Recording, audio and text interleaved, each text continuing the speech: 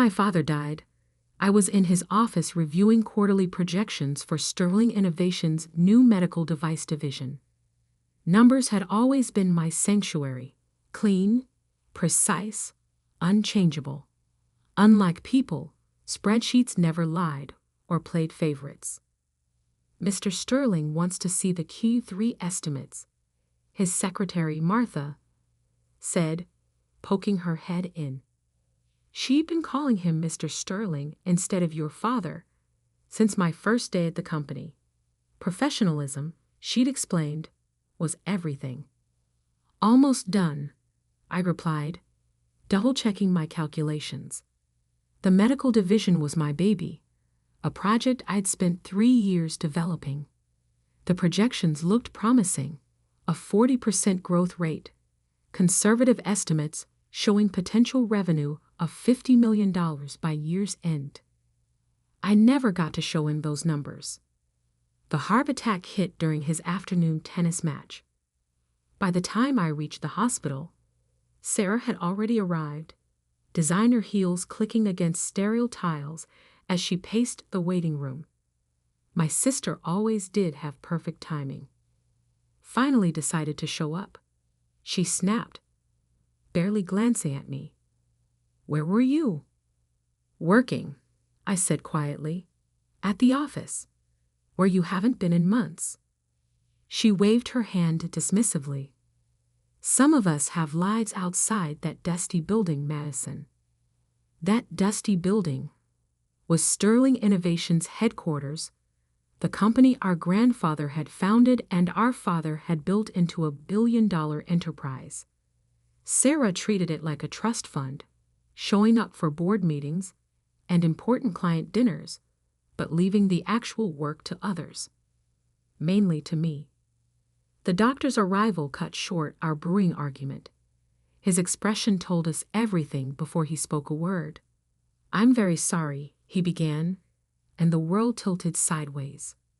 The next few days passed in a blur of funeral arrangements, condolence calls, and board meetings. I handled most of it, working through my grief the only way I knew how, by keeping busy. Sarah spent her time entertaining relatives and giving tearful interviews to business magazines about carrying on our father's legacy. The will reading was scheduled for a week after the funeral. I sat in our family lawyer's office, the same leather chair I'd occupied during countless childhood visits with Dad. Mr. Patterson, who'd handled Sterling legal affairs for 30 years, looked uncomfortable as he shuffled his papers. "As you know," he began, "your father updated his will recently, just 2 months ago, in fact." I nodded. Dad had mentioned wanting to get his affairs in order, though he'd seemed healthy as ever. "The bulk of his personal estate will be divided equally between you both," Mr. Patterson continued. "The house, investments, art collection, all split 50-50. Sarah smiled, probably already mentally redecorating the Manhattan penthouse. However, the lawyer cleared his throat regarding Sterling Innovations. My heart stopped. Dad and I had discussed this. Just last month, we talked about my 5-year plan for the company over dinner. He'd seemed excited about my vision for expanding the medical division, even proud. Control of the company, including the position of CEO and chairperson of the board, will pass to Sarah Sterling. The words hit like physical blows. Sarah's triumphant gasp barely registered through the roaring in my ears. There must be some mistake, I managed. Dad and I, we had plans. The medical division is specifically addressed. Mr. Patterson cut in gently. Your father left instructions that all current projects should be reviewed by the new CEO for viability. Sarah's smile turned predatory. Don't worry, little sister. I'll give your pet project all the attention it deserves.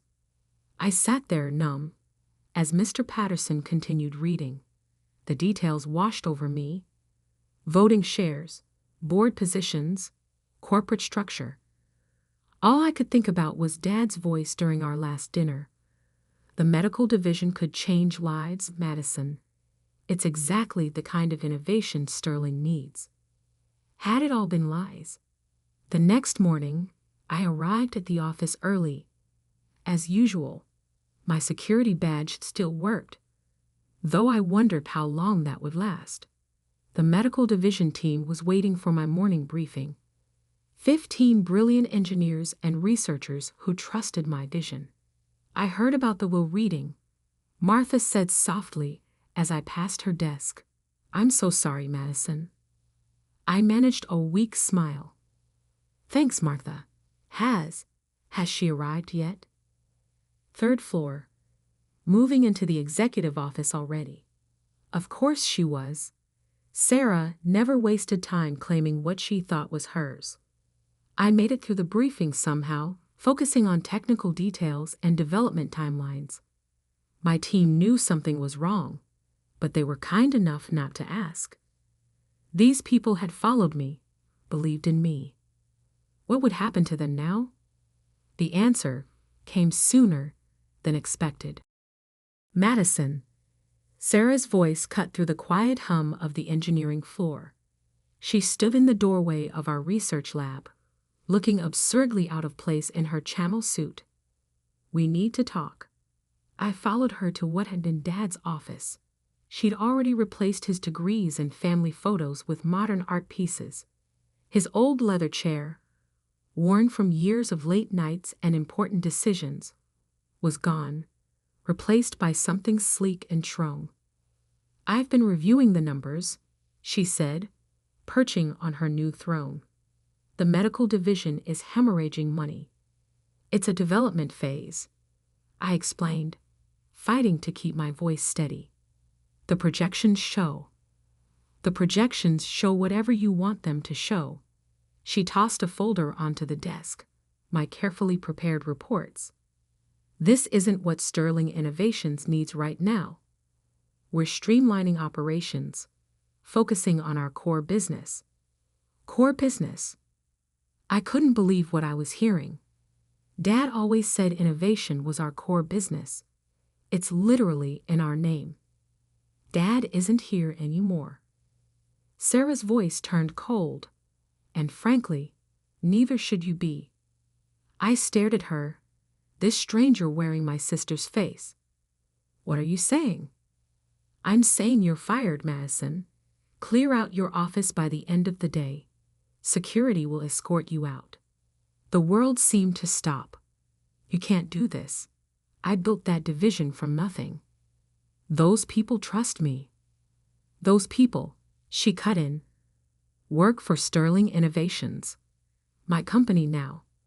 And you, she smiled, the same smile she'd used when stealing my toys as children. You're worthless to this company. Always have been, really. Playing with your little projects while I learned how business really works. By partying with board members and kissing up to investors. I shot back. When's the last time you actually developed anything? Development is for employees, she said dismissively. Leadership is about vision, and my vision doesn't include you.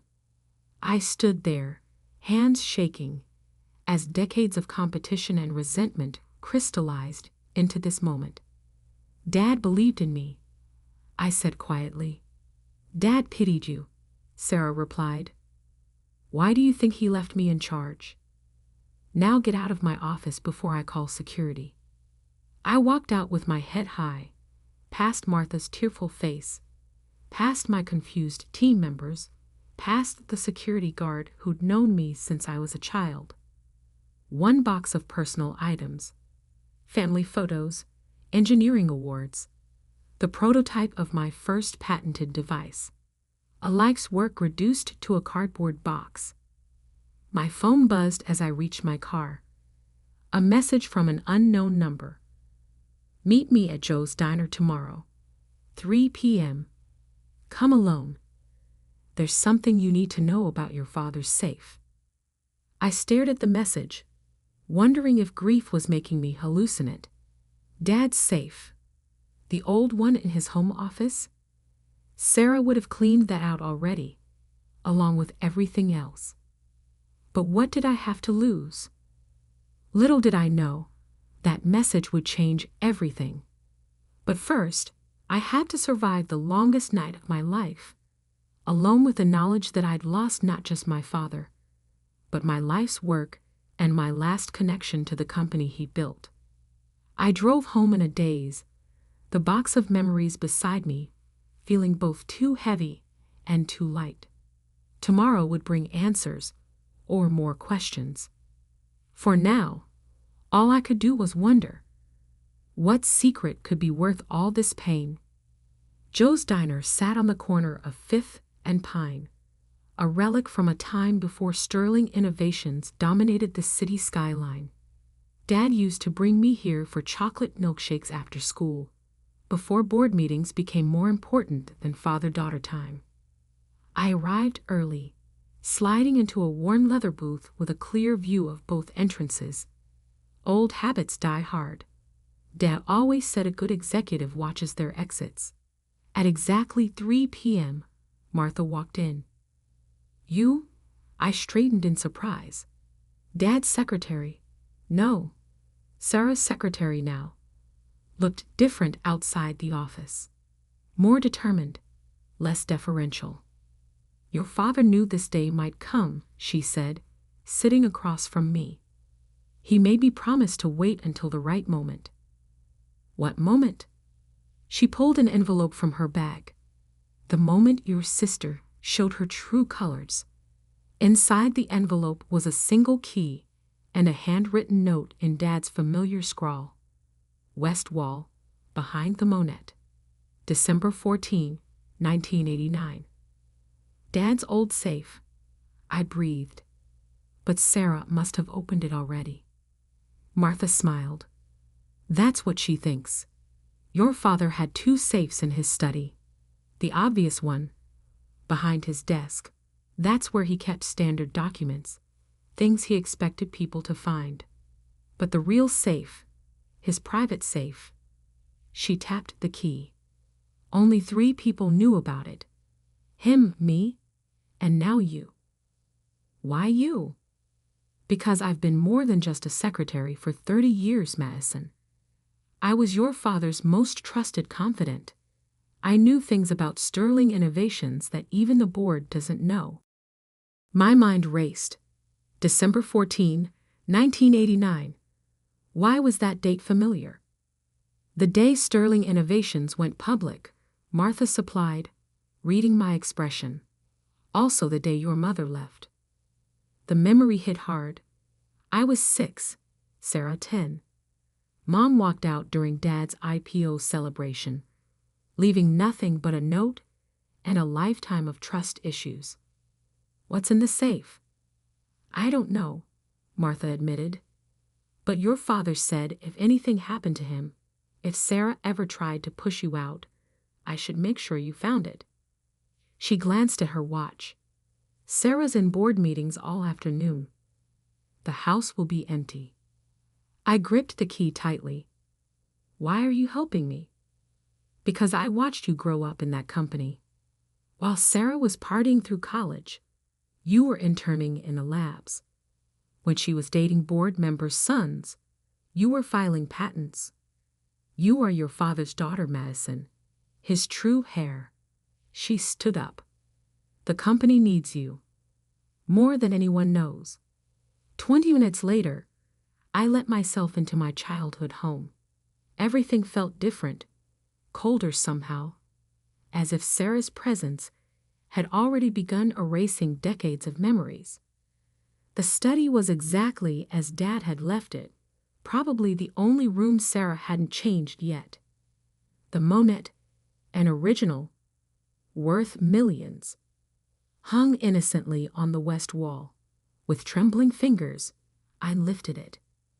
There, almost invisible against the wood paneling, was a seam. The key fit perfectly. Inside the wall safe were 3 items: a thick manila envelope, a USB drive, and a smaller envelope with Sarah's name on it. I opened the manila envelope first. Inside was a detailed report from a private investigator, dated 6 months ago. My hands shook as I read. Subject: Sarah Sterling investigation confirms systematic embezzlement from Sterling Innovations Medical Research Fund. Estimated total, $28.7 million. Funds traced to offshore accounts and real estate purchases under alias Jennifer Blake. Photos spilled out. Sarah meeting with shady lawyers. Documents showing money transfers. Property deeds in the Cayman Islands. The USB drive contained something even more damaging. Video recordings of Sarah selling Sterling trade secrets to competitors. She'd been sabotaging the company from within for years. But it was the letter with her name that explained everything. Dad's final message to his eldest daughter. Sarah, by the time you read this, you'll think you've won. The company will be yours, just as you always wanted. You'll believe I chose you over Madison. You're wrong. I've known about the embezzlement for months. The traded secrets, the offshore accounts. All of it. I gave you chances to come clean, to prove you could change. You failed every test. The will you think gives you control? It's a trap. The real transfer of power was executed months ago. Everything, the voting shares, operational control, even my board seat, was legally transferred to Madison through a series of blind trusts, your CEO in name only. The moment you open this safe, those trusts activate. Madison becomes majority shareholder and true CEO of Sterling Innovations. I loved you, Sarah, but I had to protect the company. More importantly, I had to protect your sister from you. The choice is yours now. Resign quietly, return the stolen funds, or face criminal charges. Madison will know what to do. Dad. My phone buzzed. A text from Martha. The board meeting just ended. Sarah's headed to the house. I quickly photographed everything, then replaced it exactly as I'd found it. The front door opened just as I rehung the Monet. What are you doing here? Sarah's voice cracked like a whip. I turned slowly, saying goodbye to Dad's office, since you'll probably redecorate this room too. Get out before I call the police. I walked past her, pausing in the doorway. You should check Dad's safe, by the way. The real one, behind the Monet. Interesting reading material. Her face paled. What are you talking about? Ask Martha for the key. Or better yet, ask her about December 14, 1989. I smiled. Goodbye, Sarah. See you at tomorrow's board meeting. I heard her heels clicking frantically across the floor as I left, knowing she'd find exactly what Dad wanted her to find. In my car, I pulled out my phone and dialed the number for Sterling Innovations' head of security. Jack. Madison Sterling. I need you to lock down all company servers immediately. Authorization code Victor Echo 9. And put a hold on any transfers from our research accounts. Yes, Miss Sterling, he replied without hesitation. Dad's loyal people were still in place, just as he planned. Next, I called our family lawyer. Mr. Patterson, it's time to execute the Phoenix Protocol. Are you sure? He asked. Once we activate those trusts, there's no going back. I thought about Sarah's face when she fired me, about the years of sabotage, about Dad's final act of protection. I'm sure. My sister needs to learn that some safes hold more than just secrets. They hold justice. Tomorrow would bring chaos. Board meetings, legal challenges, perhaps even criminal charges.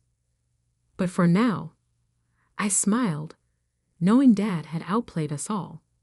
The medical division would survive. Sterling Innovations would thrive. And Sarah? She was about to learn what Dad always taught me. In business, as in life, the truth will always come out. All it takes is the right key, the right safe, and the right moment. The Sterling Innovations boardroom had always reminded me of a gladiator arena. 24 stories up, floor-to-ceiling windows offering a panoramic view of the city our family had helped build, and a massive oval table where corporate warriors fought their battles. I arrived early, watching the sunrise paint the skyline in shades of gold.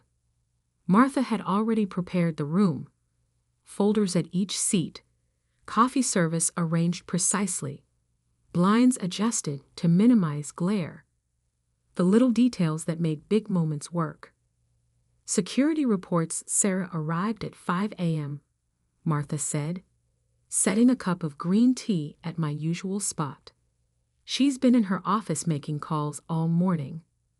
I nodded, picturing my sister's desperation. Any transfers get through? No. The accounts are frozen, just as you ordered. Though she tried, 17 attempts to move funds offshore since midnight. And the board members? All confirmed attending, including Thomas Y.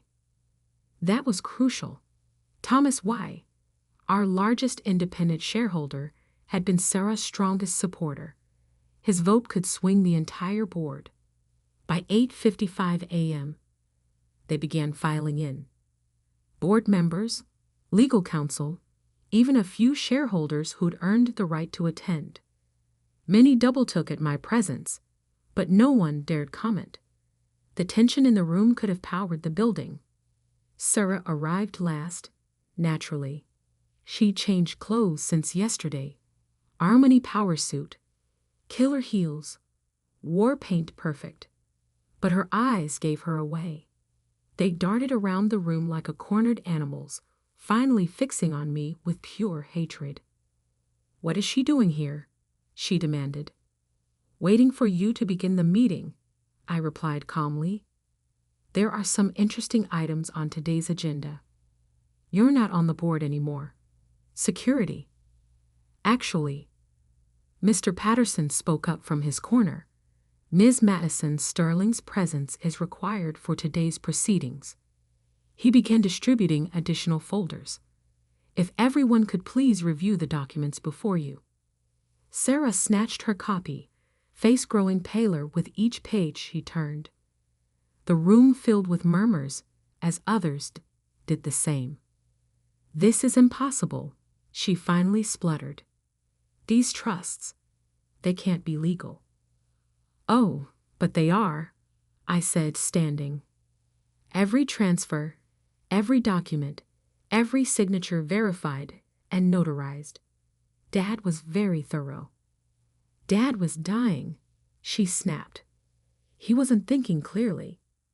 "Actually," Martha stepped forward, "Mr. Sterling began planning this 18 months ago when he first suspected the embezzlement."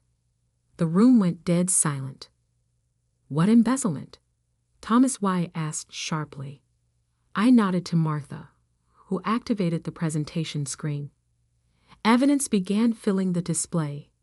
Bank transfers, property records, emails between Sarah and our competitors. $28 million, I announced to the stunned room. Stolen from our medical research division. Our father's private investigation confirmed it all.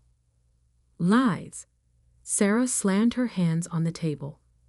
This is a desperate attempt to what, Sarah? To protect the company? To stop you from selling our trade secrets? I pulled out my phone. Should I play the videos Dad collected? The ones showing you meeting with our competitors?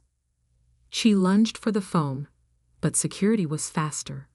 2 guards materialized beside her, firm but professional. "Miss Sterling," the head of security addressed Sarah, "we need you to remain seated." "This is my company," she shrieked. "I am the CEO." "No," I said quietly. "You're not. You never were." The will was a test, Dad's final chance for you to prove you could change. Instead, you showed exactly why he couldn't trust you with his legacy. Thomas Weiss stood up. I move for an immediate vote of no confidence in Sarah Sterling's leadership. Seconded, another board member quickly added. You can't do this. Sarah's voice cracked. Daddy gave me the company. Dad gave you a choice. I corrected. Return the stolen funds and resign quietly, or face criminal charges. Time to choose, sister. She looked around the room, finding no allies in the faces surrounding her. All these people she charmed and manipulated over the years. Now they saw her true nature. Fine, she spat. You want the money back. Take it. But don't think this means you've won. I'll fight this in court. You'll what? I interrupted. Reveal how you embezzled millions? How you sold company secrets? How you fired the legitimate CEO hours after Dad's funeral? I shook my head. Think carefully about your next move, Sarah. Prison jumpsuits come in designer orange these days. Mr. Patterson cleared his throat. There is another option, one your father prepared. He slid a document across the table. Sarah's hands shook as she read it. A full confession in exchange for immunity from prosecution, I explained. Sign it, return every penny you stole, and you can walk away. Keep a small trust fund, even, enough to live comfortably, if not extravagantly. And if I refuse, then I'd press charges. The evidence goes to the SEC, the FBI, and every news outlet in the country. The great Sarah Sterling, brought down by her own greed. Tears smeared her perfect makeup as she stared at the document. For a moment, I saw past the designer armor to the sister I'd once admired, once loved. Was any of it real? I asked softly. Did you ever actually care about the company? About Dad's legacy? I cared about winning, she whispered. That's what Dad taught us, wasn't it? Win at all costs? No, I shook my head. That's what you chose to learn. Dad taught us to innovate, to build, to make things better. You just couldn't see past your own reflection. She picked up the pen, hand trembling slightly. You think you're so perfect, don't you? Daddy's real hair? The true Sterling? No, Sarah. I just think I'm the sister who didn't betray everything our family built. The scratch of her signature echoed in the silent room. As soon as she finished, security stepped forward.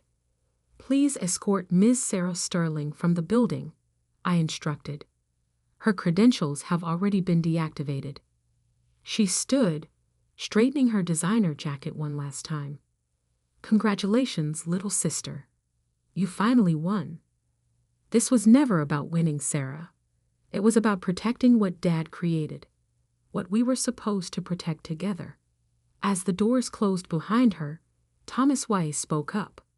I moved to formally recognize Madison Sterling as CEO and chairperson of Sterling Innovations, effective immediately. The vote was unanimous. Hours later, after the press releases were drafted, the employees notified, and the initial shockwaves had subsided, I stood in Dad's old office, my office now. Martha brought in a box I'd requested from storage. Are you sure about this? She asked as I pulled out the old leather chair, Dad's chair, the one Sarah had discarded. Some things shouldn't change, I said, running my hand over the worn leather. Some legacies deserve to be preserved. I sat down, feeling the weight of responsibility settle around me. On the desk, Dad's old photo still stood, all of us together, before Mom left, before Sarah's ambition poisoned everything, before money and power tore our family apart. Your father would be proud, Martha said softly. He knew, didn't he? All along, he knew it would end this way. She smiled. He knew his daughters. Both of them. The one who saw the company as a prize to be won, and the one who saw it as a responsibility to be earned. I picked up the medical division reports. My division, the one Sarah had tried to destroy. The numbers still looked promising. With the stolen funds returned, we could accelerate development, help more people, build something truly meaningful. Martha, I called as she turned to leave. Thank you for everything. Just doing my job, Miss Sterling. Madison, I corrected. After 30 years of keeping my father's secrets, I think you've earned first-name privileges. She nodded, eyes glistening slightly. Welcome home, Madison. That evening, I worked late, just as Dad used to. The city lights twinkled below, each one representing a life, a story, a potential customer or employee or partner. Sterling Innovations didn't belong to Sarah or me. It belonged to all of them. My phone buzzed with a text from an unknown number. Sarah, you'll regret this. Family should come first. I typed back, it did. That's why Dad chose me. Then I blocked her number, turned back to my work, and began